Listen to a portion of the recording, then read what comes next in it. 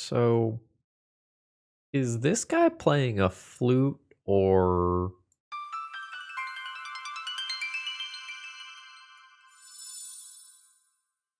Hello folks, Phil Gallagher, aka ThrabenU here for another Legacy video, and today we are going to play a very different Enchantress deck list than what you are used to.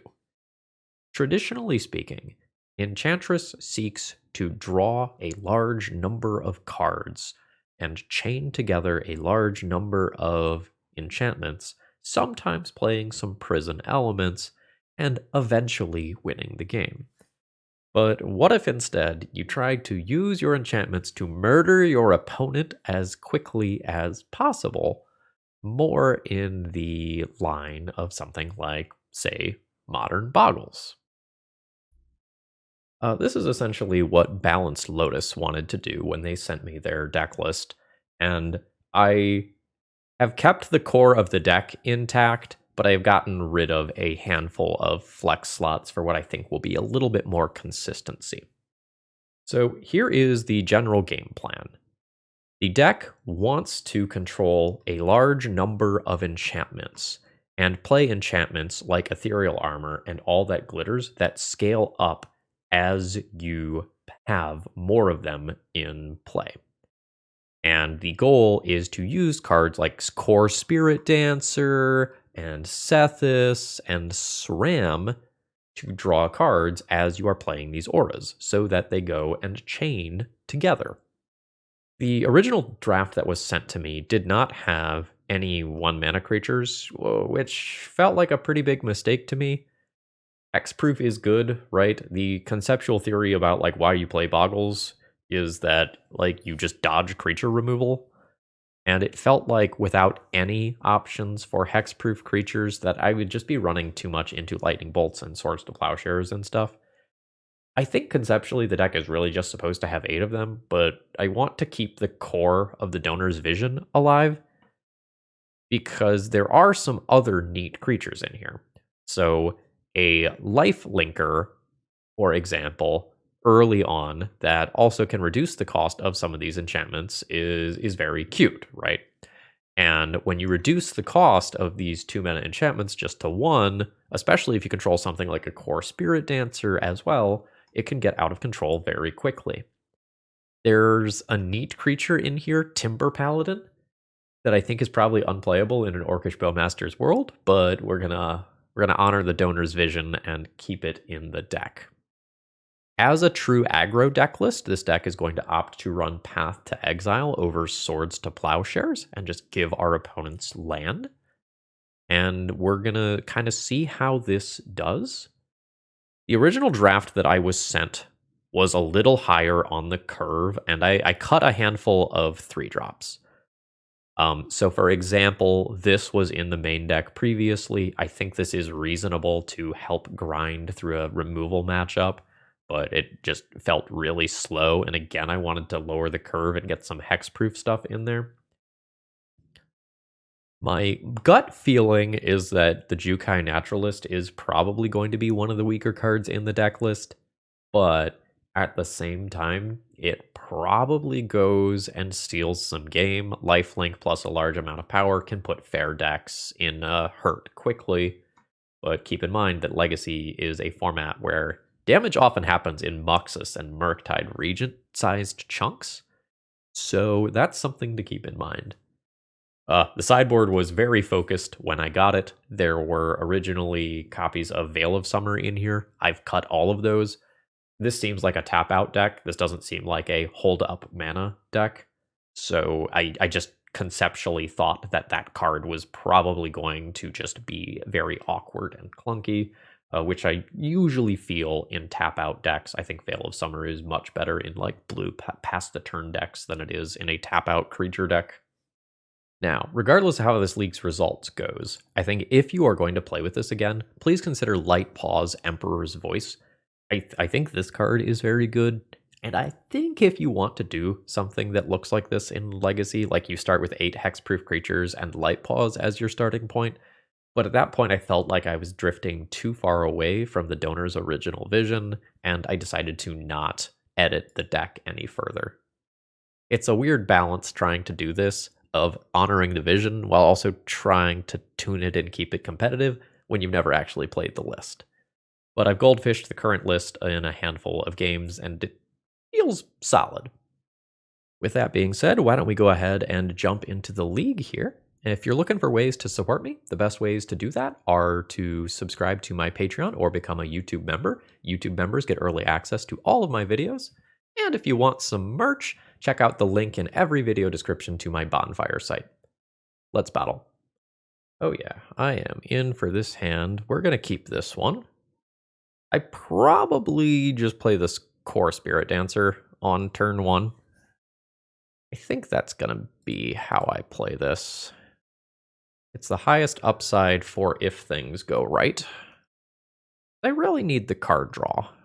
I've gone down 1 card for the Lotus Petal already. That's not a removal color.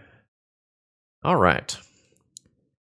This is whenever I cast an aura, right? Yeah.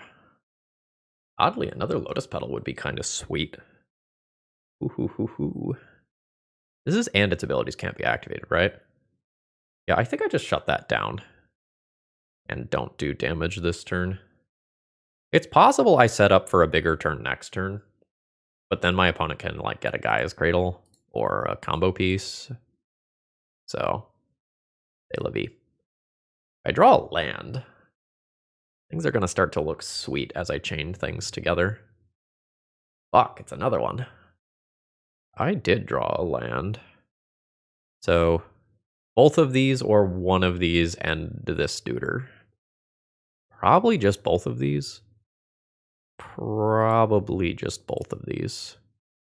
Alright, always yes, always yield. My cards, please. This may end up being lethal, like, really fucking quickly.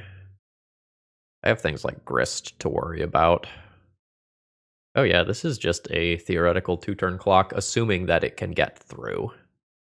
Which is, like, maybe not a safe assumption. Oh no, bro. Alright. Fine. I guess this is what you're for, right? I will make a friend. We'll start trying to draw some cards. Rancor. Alright. I'm in there. Another Rancor. Can't cast that one right now. Send him. Oh no. Let's see what Elvish Reclaimer does. I imagine it's turning Forest into Gaia's Cradle. Could be getting a combo piece. Game 1 Maze of Ith is a little weird for something like Reclaimer Elves. So I'm thinking this is probably going to be a depths-based deck. Yeah. Looking at this board, though, like, it's very clear that what we are doing is legacy power level. Like, these are massive bodies. Uh-oh. But you don't have the mana anymore. Oh, okay, sure. So, Reach and Totem Armor. Do we just put this on Core Spiritdancer? Get Core Spiritdancer to at least 20 toughness and it's not a problem anymore? Well, in theory, not a problem, right? Because there's still, like, Sajiri Step that might be an issue. Yeah, so this is 21 toughness. Is Rancor going here? Oh, I didn't need to fetch there. There's this in play. We'll call it deck thinning. So, yeah. My chain stops. So I'll drop one of these. I have a 2025 First Strike Reacher. And this game is either going to end next turn or drag on forever. We'll just see which it is. My opponent can force the damage through, like, they've got it. Got, like, one more path that I can bring in. That's about it. You're not a legendary, are you? No. Sram and Sethasar, though. Alright. Yep. That is unfortunate. Protection from white means no block.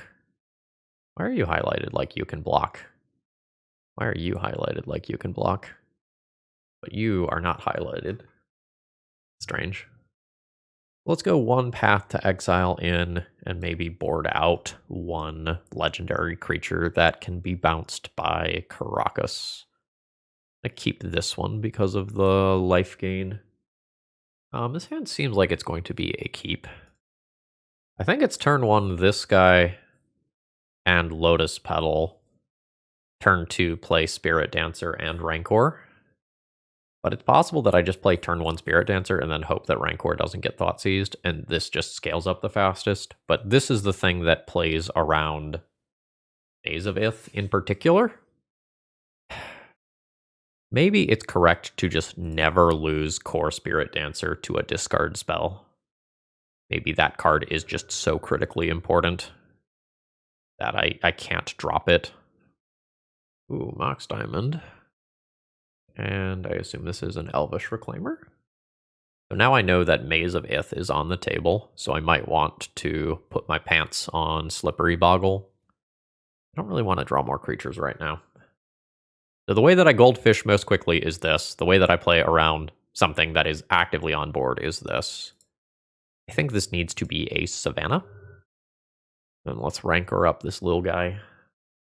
What do we pick up? This is too many dudes. Yeah, I'm worried that if I don't get another aura, I'm just not going to chain things quickly enough to stay competitive with my opponent. Yikes. I think I fetch here. I think I get a basic.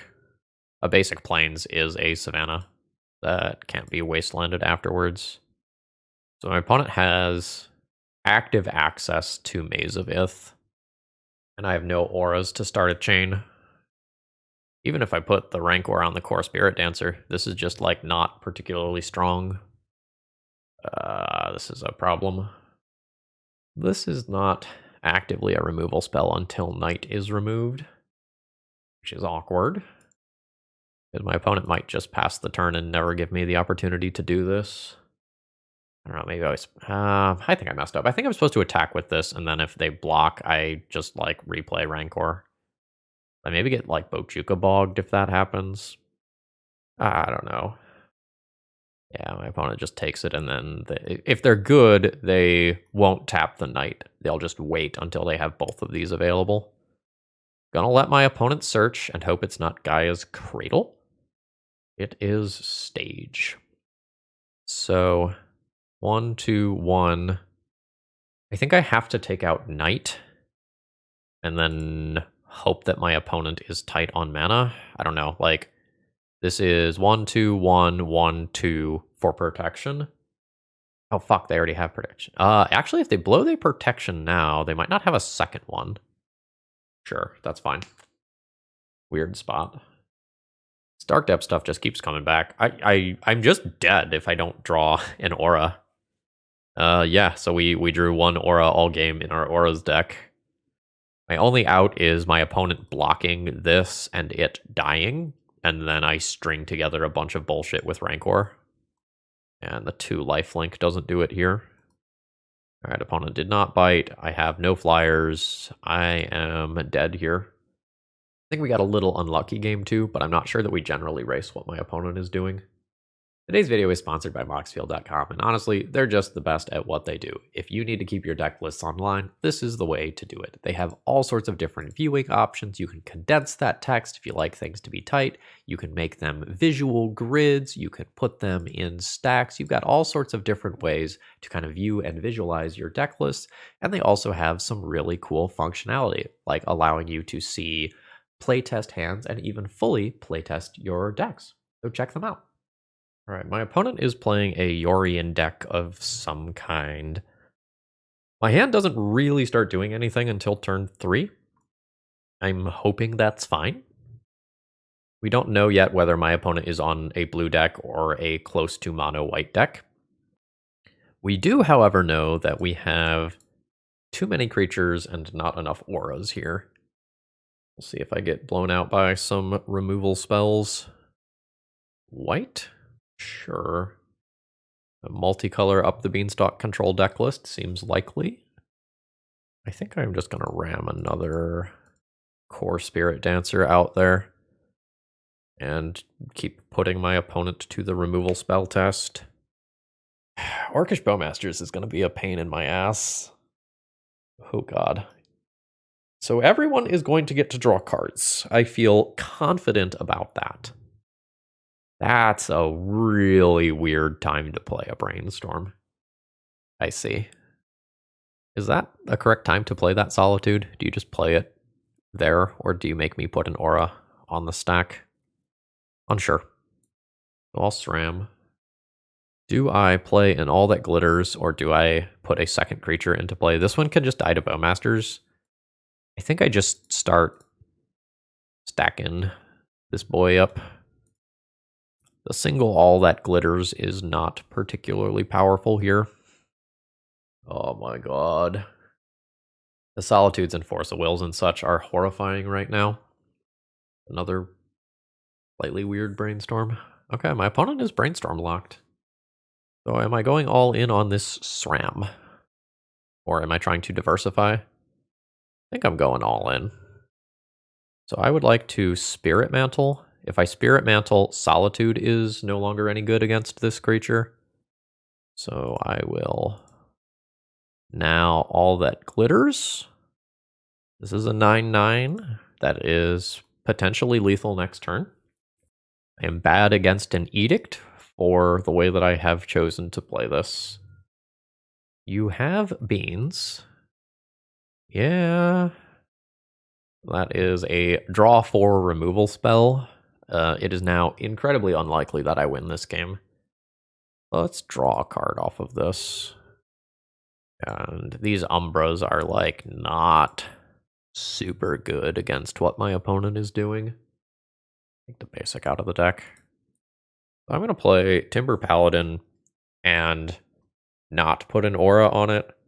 The way that I win is vomiting a whole bunch of things together off a core Spiritdancer or equivalent. This went to Yard. I have a Path to Exile in theory for that. Sure. Let's attempt to get rid of that. Obviously a very good Force of Will if my opponent has it. It not only draws 4 cards, but also protects the Uro. And now I have 2 more lands in play after that trigger resolves. Notably, I probably don't beat a Yorion bouncing all of these and just drawing a billion cards. We've just got to win this matchup in the early game. There's the Bowmasters to punish this card choice, just like I talked about in the intro. All right. This is what's got to happen for me to win. Is I just have to chain these things together. However, Bowmasters is out there. So this is ever so slightly inconvenient for me. And that's where my chain stops. Like, at the end of the day, I have a 7/7 Trampler, but my opponent will just pay 1 white mana and get rid of this in some capacity. And at that point, I think it's clear that this game is over. So these Timber Paladins need to go out. These are going to become these. Endurance is a thing that I can do. Petrifies and Path to Exiles are a little mid. I maybe have to keep some number of things that help out with Uros. There's no reason that can't be additional bodies. But I think we're just never winning this matchup. My opponent will have some amount of like Supreme Verdict Terminus style things that can also just mop this up. I think I'm going to go all of the Path to Exiles out. Keep the Petrifies. Keep a couple of things that can answer an opposing creature. And just become more threat dense. But I think this is going to be incredibly tough. We are not meant to beat white removal decks. This hand doesn't do anything. I'm going to say no to this. This hand does not have enough mana. Yikes. This is 5. 1, 2, 3. Maybe 4, 5. I might need to keep both the cheap ones, because I'm not guaranteed to hit another mana source for Rune of Might. I think this game is over before it started. Like, I think we lost this one when we got paired against it. Let's just start on Sram. And we have to hope no Swords to Plowshares, and I probably need a green land in my top 2 cards to stay competitive. I just need to get myself out of this initial mulligan. All right, cool. Well, that's a good one to draw. I think I'm going to go with the Rancor here. The Rancor comes back in a way that Spider Umbra doesn't. That's the wrong color land. I mean, don't get me wrong, I am happy to have a land. But after being on 5, we kind of need everything to go right to stay competitive. Like, I needed to follow up with the Spider Umbra so that we can play around some number of removal spells, such as Fatal Push, that, like, could be thrown out there. Alright, which way are we doing this? White removal is a nightmare. I think I do this one. I think we just go all in on hitting as hard and as fast as possible. And if I luck into Greenland Spider Umbra as a follow-up, that's fantastic. And if I don't, so it goes. Nice. Ugh.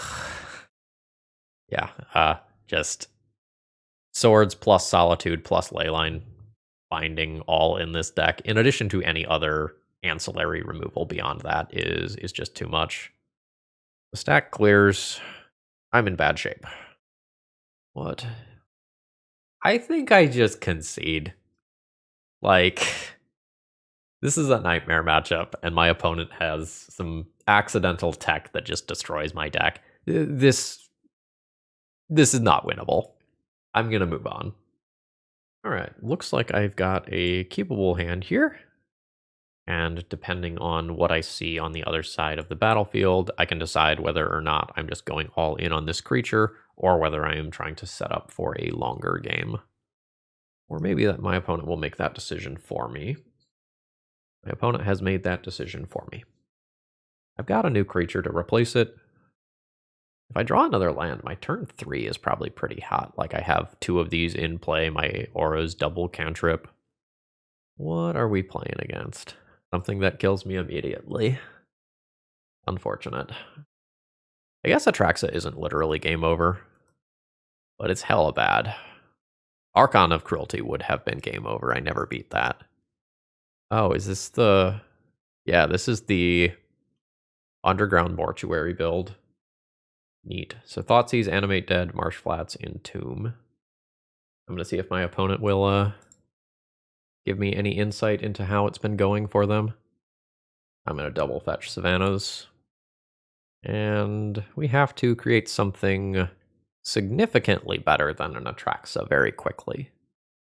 Seems like my opponent's not interested in chatting. Oh no, they just saw my message now. So they say, it's amazing, still testing, but all in all, very sweet. Awesome. Okay, and they do have Archon. If that hits play, I auto-concede. Yeah. We're donezo. Now, like, a piece of white removal doesn't save me anymore. So I want 4 endurances here. And I probably want to consider Path to Exile as well. What's the slowest of my stuff? Maybe the Naturalists? Spirit Mantle's good.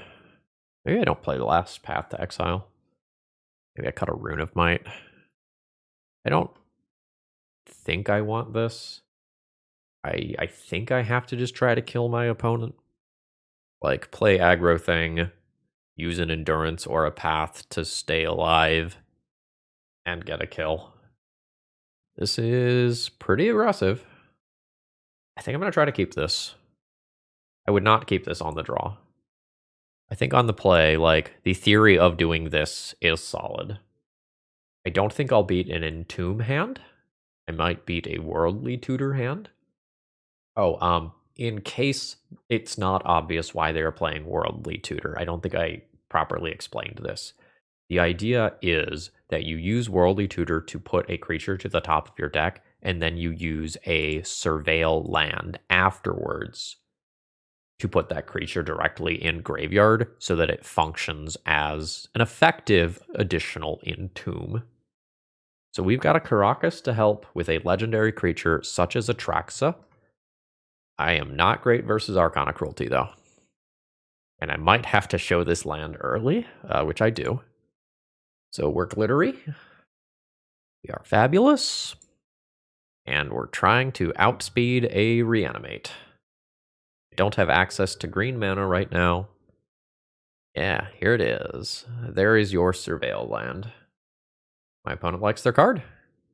That is horrifying for me. All right, I've gotten griefed.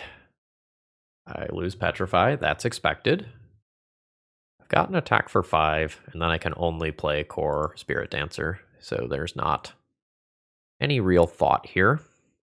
I need one more turn without my opponent putting a creature in play, and then things are okay. So there is a Mortuary. Let's see if there's a Worldly Tutor in response to this trigger. There is. So this is an effective secondary copy of Entomb happening. World Gorger Dragon. Oh no. So I'm going to die somehow. Dance of the Dead. Okay, Dance of the Dead is going to reanimate World Gorger Dragon. My opponent will then exile their stuff, and it'll come back, and this is going to form a loop where my opponent gets their stuff back, and then they float mana, and they get to Surveil. So they can now Surveil until they find a better creature to reanimate other than the World Gorger Dragon. So this is neat. I have never actually seen this happen before. Why is only one of these untapping? Is it remembering the state that they were in previously? Okay, I'm gonna be real. I'm not gonna read this. What about reading you? I am not sure why one of these is entering untapped. Now both of them entered untapped. It must be a returns to play thing. Or it's just a visual bug. My opponent's still sitting at 3 mana. Let's assume this is just an MTGO permanence doing ungodly things. Yeah, I think that's what's happening. So there is now, and I didn't realize that this had actually finally been released, Abdel Adrian Gorian's Ward in Graveyard, which can also do the World Gorger Dragon loop, but while it does so, it also makes soldiers. All right, my opponent has broken their loop now by targeting an Atraxa. So there's a Dance of the Dead and Entomb that have been chosen. There's an Archon of Cruelty. And now it's Animate Dead. So this is about to get a little weird. So the World Gorger Dragon now is going to come back. But now there's new Atraxa triggers. And new Animate Dead targets. So I think what ends up happening here is that Archon of Cruelty just gets looped a bunch and I die this turn? Yeah. So now, as a part of this World Gorger Dragon loop, Archon of Cruelty is just going to keep happening. And now I can see how I die. All right, so I'm going to go ahead and concede. We have seen my opponent do their thing. This was sweet. I have never quite seen a Reanimator deck do that before. All right, so am I willing to keep a hand that just tries to put a bunch of enchantments on this with only a singular redraw? I think the answer is no. This hand has much more potential. I am not sure which of these two lands go back. I'm unlikely to use this for the spell purpose. I guess let's look at my rough breakdown of colors. It's pretty close to 50-50. I think I am just going to put up planes back. We're relatively all in on this core Spiritdancer. Lotus Petal Ponder is a little weird. Not saying wrong, it's just weird. Like, this could immediately be followed by a fetch land. We might be... I was going to say we might be in the show and tell ballpark. Don't really feel that way anymore. I don't know if my hand's going to be fast enough to kill a combo deck. This is maybe something in the, like, ant ballpark. So this scales up faster than core Spiritdancer. Like, it's +2, +2, +2, +2, +9, +9. Or, I guess, like, it's a scale of +2, +2, +5 versus +2, +2, +2, plus card draw. I think I assume no creature-based interaction. I think I'm going to play the one that kills faster. I don't think I get the luxury of holding up Boseiju. Okay, it's Witherbloom Apprentice Chain of Smog combo. I have Path to Exile to disrupt that. I am going to cast a Path to Exile on this right now. If my opponent has Legolas's quick reflexes, I want it to cost them the Lotus Petal. And that card has, okay, cool. Anyway, that card has split second, so if they do it on their turn and they shut off my Path to Exile, like, I am shit out of luck. So we're glittery. I attack for 5.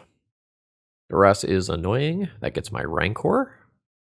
I unfortunately missed on an aura from there.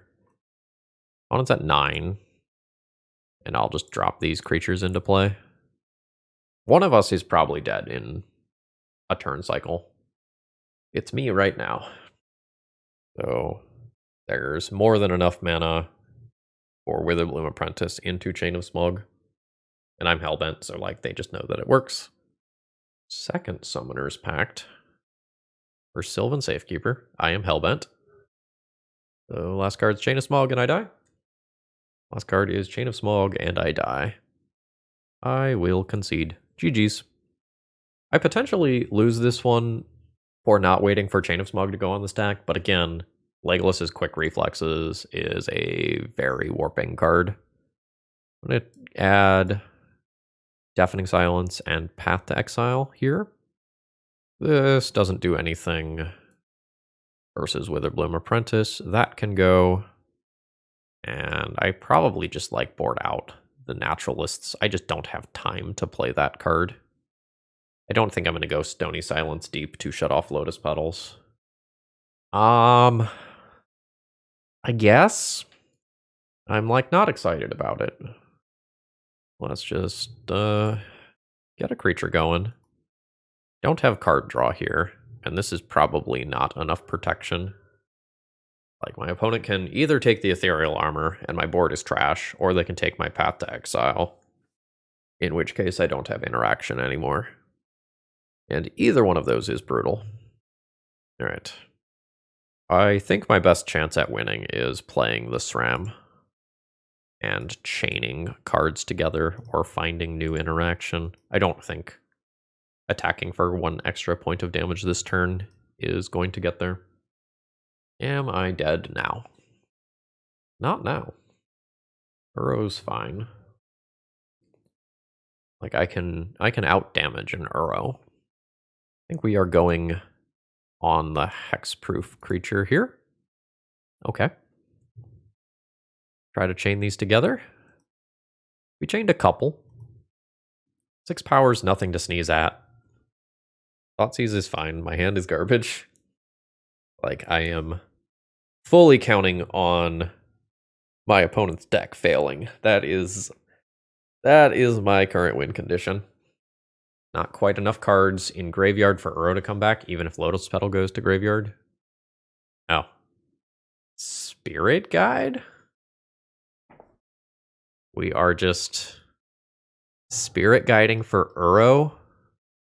And then you use the Spirit Guide. Oh, you use the Spirit Guide to pay for Uro the next turn. That's a thing.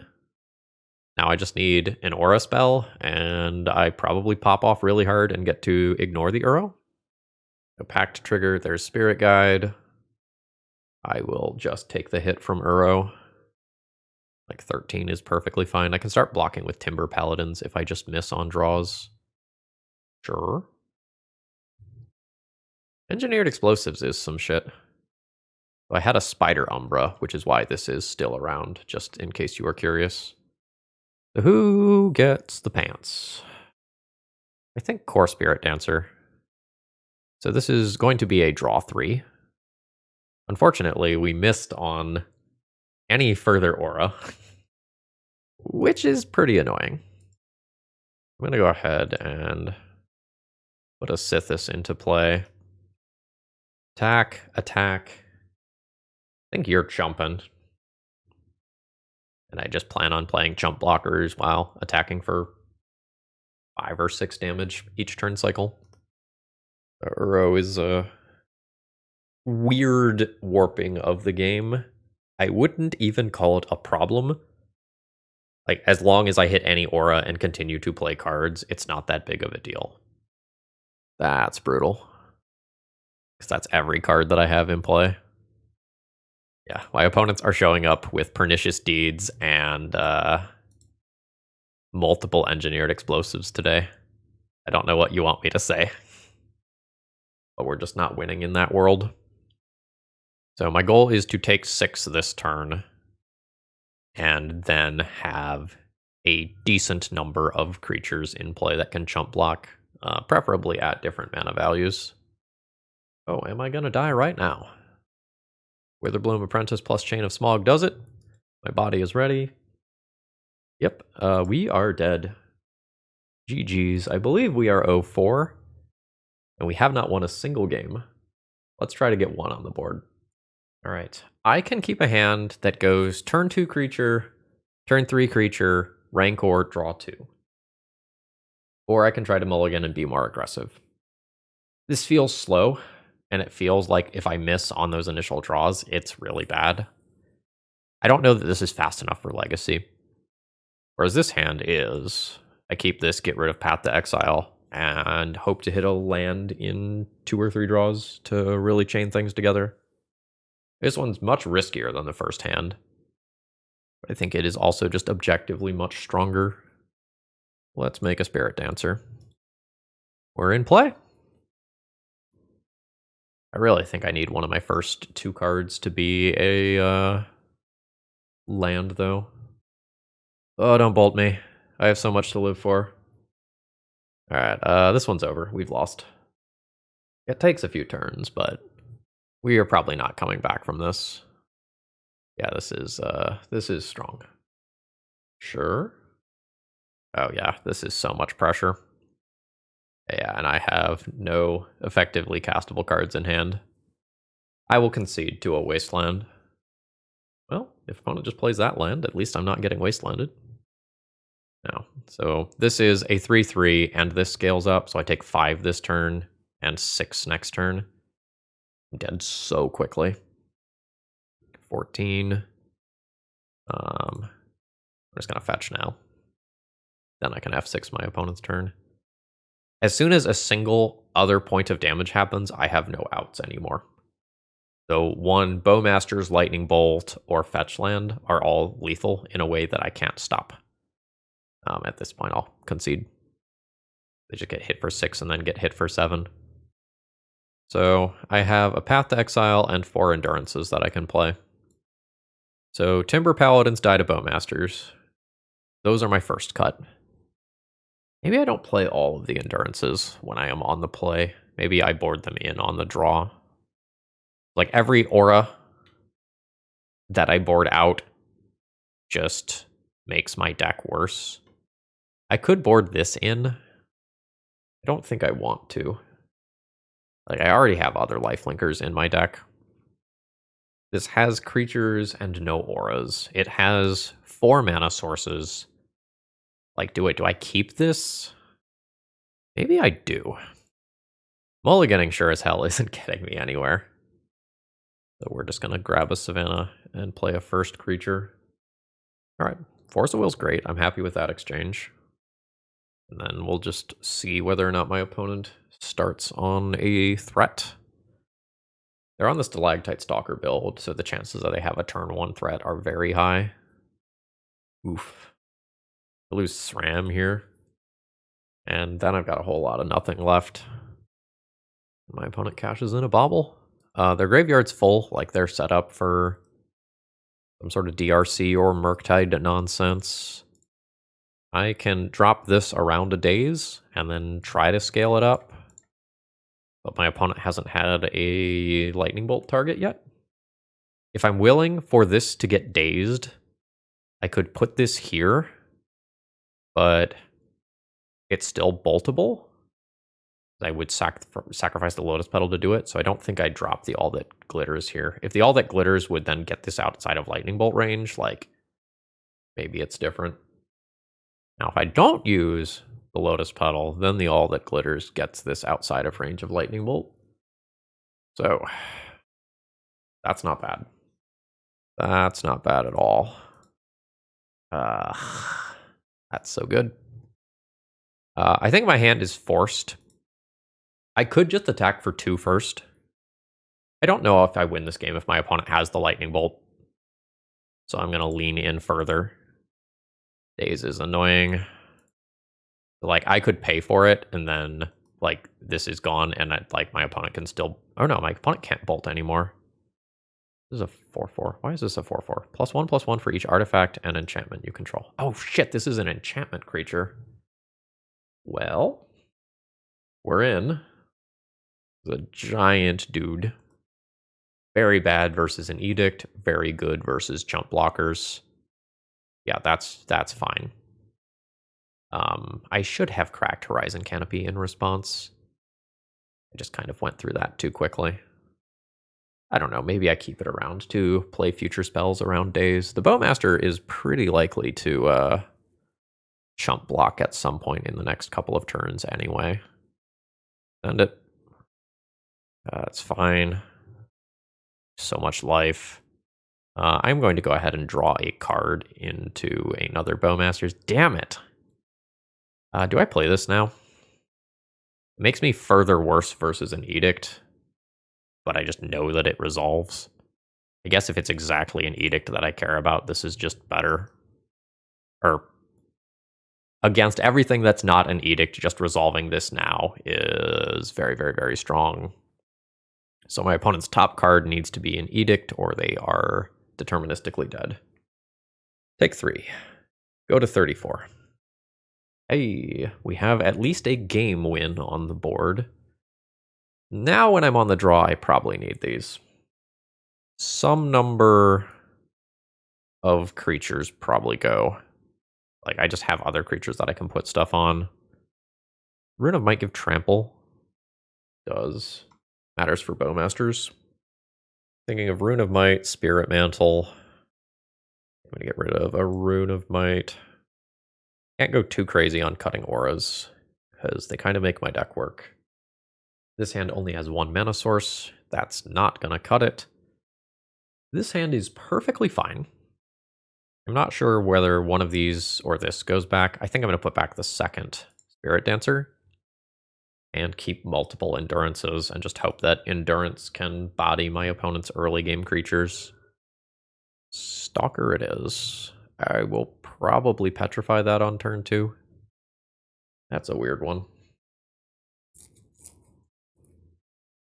I think I'll use that to play around days on turn 2. And I think I'm just going to fetch a basic forest here. And just play around a potential stifle. Sure. If I petrify this, it can't use its ability to kill one of my creatures. Just something to keep in mind. I'll also have to consider whether or not I'm petrifying this immediately, or if I'm going to wait a turn to play Core Spiritdancer first and take 3 more damage. Unsure. I kind of like playing this and petrifying afterwards. The removal spell's kind of important. I think I'm just going to try to petrify this now and not take any additional damage from it. Like, I want the cards. I really do. But this, it doesn't line up well versus my Endurances. Like, Endurance lines up well versus the Delvers of the world. Like, the Delvers, the Dragon's Rage Channelers, the Murktides.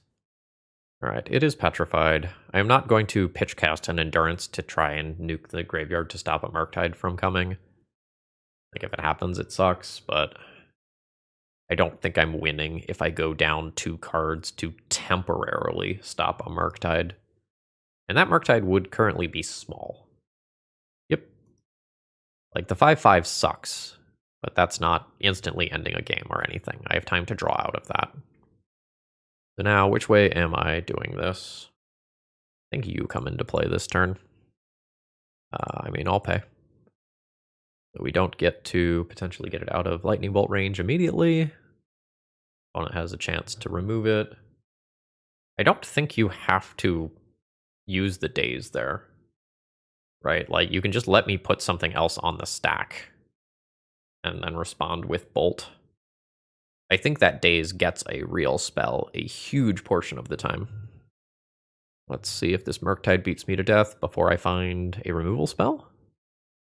I'm going to just cast now. Spell Pierce gets me. If I let my opponent untap, Hardcast Force of Negation does it. Whereas right now it has to be Pitchcast Force of Negation. No basic land. I don't think I'm going to clear the graveyard. Again, I would like to hardcast these Endurance. That's cute. It's worth 4 damage as well. Like, that's brutal right now. And again, Stalactite Stalker, very good versus Endurance.